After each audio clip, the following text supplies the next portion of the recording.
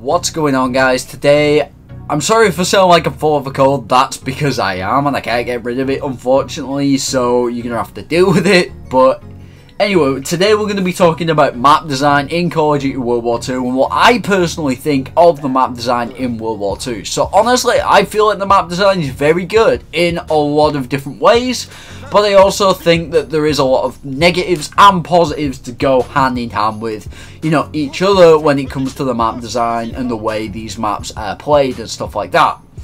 Obviously, going to boots on the ground, you're going to get a lot of campers and a lot of people that are playing it a lot slower, especially at the start of the game, simply because they don't know the maps, they don't know where people are going to be coming from, and there's no spawn guides out there, and loads of other stuff like that.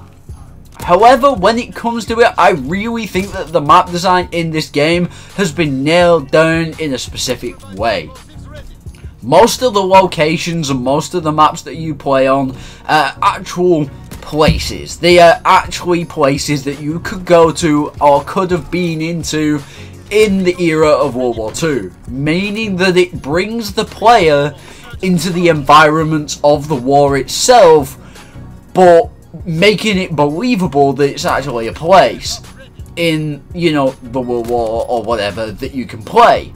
However, I do have to say that this is something that I really like about this game, because the campaign, the multiplayer is all based on places that you can actually go to or could have been to and all the rest of it while during World War II, meaning that it has a sort of locational sort of prowess or whatever. It makes you feel like you're actually in that location a bit more than some of the other Call of Duty games did. I mean, Infinite Warfare, you were like, right, I'm in space, it doesn't matter what planet I'm on or anything like that, it doesn't really matter, but I'm in space.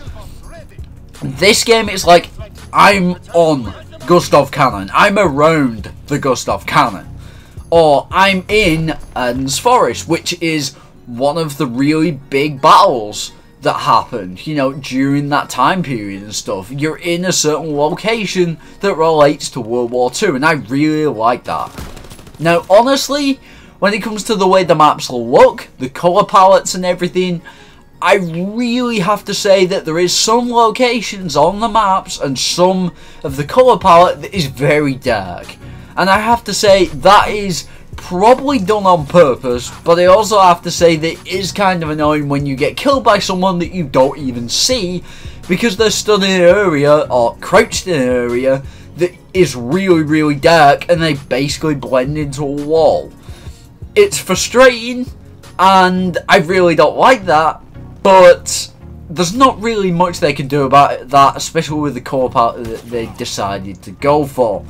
To me, it's sort of in between Infinite Warfare and, well, it's sort of in between, you know, old Infinity War games like Modern Warfare 3, Modern Warfare 2, and Treyarch games like Black Ops 2 and Black Ops 3. It's sort of in between, it's sort of right in the centre. So it's neither really colourful and, you know, everything pops, all the characters pop out of, you know, the woodwork and everything, so you can pick them out easily, but it's neither like Call of Duty Ghosts where you could hardly see people if they were in a certain spot because of how dark and dingy and grey and washed out the colour palette was back then.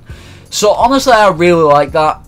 As for the maps themselves, I feel like every single map is very unique and very different. I think that is great because it makes you feel like you've got to change your playstyle up. It makes you feel like, right, it's this sort of map, this is the weapon I'm going to use, and I've got to play it a certain specific way. And I think that is great because it means that you really do think about it more. You think about what you are doing and you think about every single little move that you make. You're not just going to run away or run around like a crazy madhead with an SMG on a map like Gustav Cannon.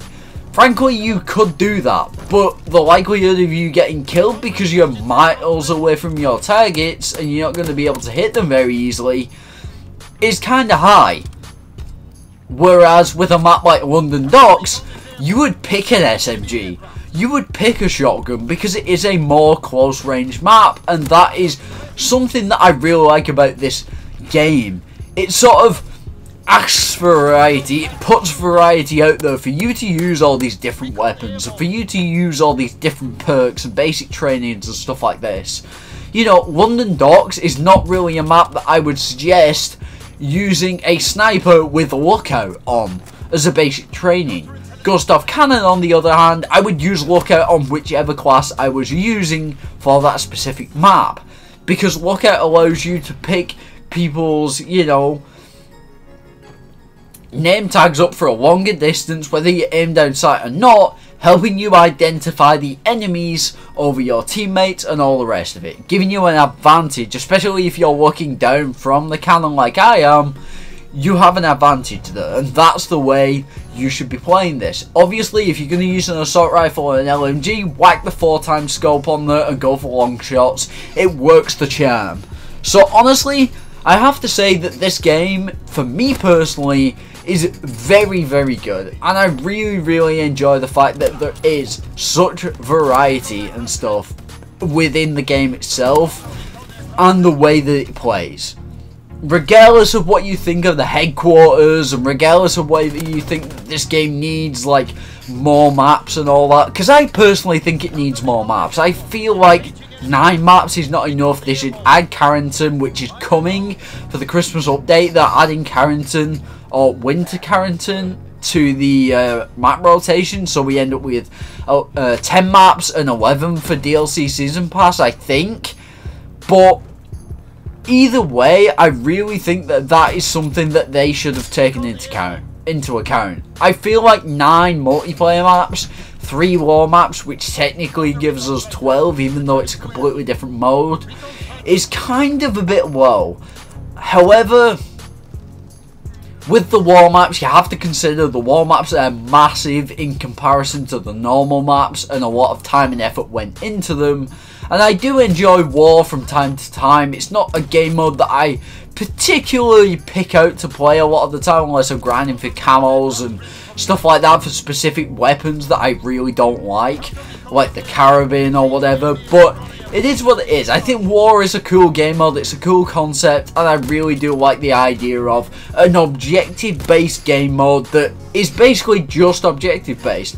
However, I do think that, you know, with it being just objective-based, that some people do play the objective too hard, and some people don't play the objective at all, even though KD and everything doesn't matter. People still want to go on long kill streaks and go on massive amounts of streaks and get the KDs up and stuff like that. Even though it isn't counted in that mode, I think people still do that. So I hope you guys enjoyed this video. Let me know what you think of the map design, and let's create a discussion in the comments section. And I'll talk to you guys next time with another video. Peace out.